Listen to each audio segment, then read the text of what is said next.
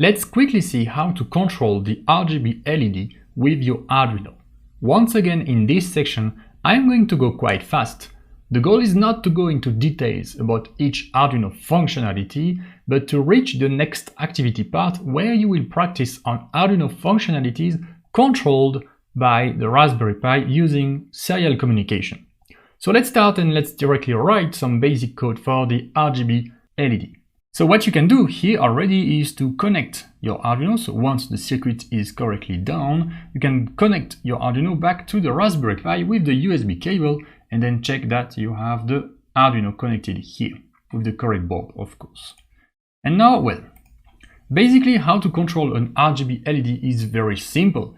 If you already know, and you probably already know how to control an LED, well, an RGB LED is nothing more than 3 different LEDs when we speak about the code.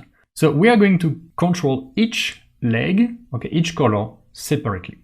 So I'm going to create some define here. So define RGB red pin with pin number 11. Okay, so make sure that you use the pins you have selected. If you have selected different pins, define RGB, so green pin 10, and define RGB blue pin 9. And if you have some doubt about the order of those pins for you, well, just start with this and then you will be able to change that after you experiment with some code. So we have the defines. Then what we do is we simply do pin mode on each leg, okay, just like we were controlling 3 different LEDs. Okay, so pin mode for the red pin mode for the green, pin mode for the blue. Okay, everything is correctly set up. And then, well, I'm not going to do anything in the loop. I'm just going to show you how to just power on this RGB LED.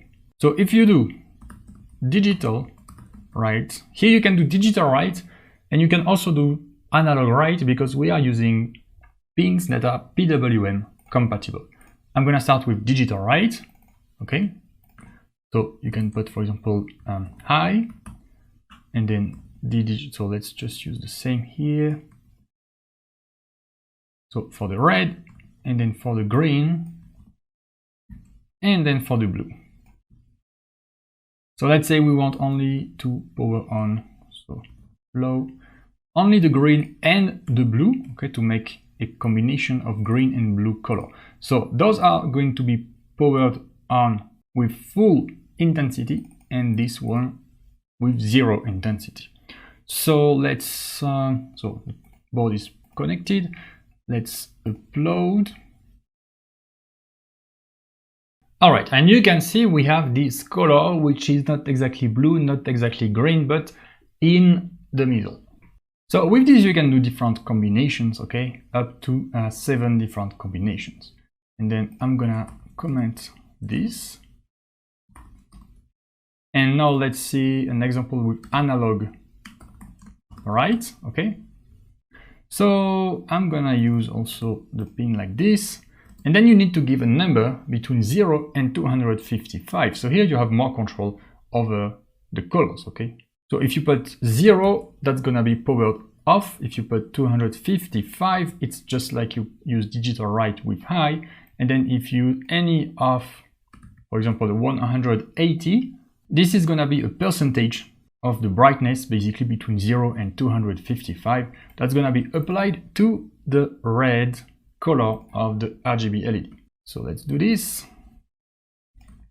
I'm gonna use the same for the green, but I'm gonna put 0. Here I'm gonna try to make a purple color. So I'm gonna do blue and let's say 200, okay? So we're gonna do a mix of red and blue, which should turn purple. And let's see that. So let's run the code, upload, uploading, and done uploading. Okay, and we have a color that is purple. So that's pretty much it for the RGB LED. You first create some define or const int, and then you do pin mode for each pin, and then you can use either digital write or analog write. So this only if you have the PWM functionality, of course, and you can create any combination of color. And this you can use in the setup, in the loop. Well, you can use that any way you want.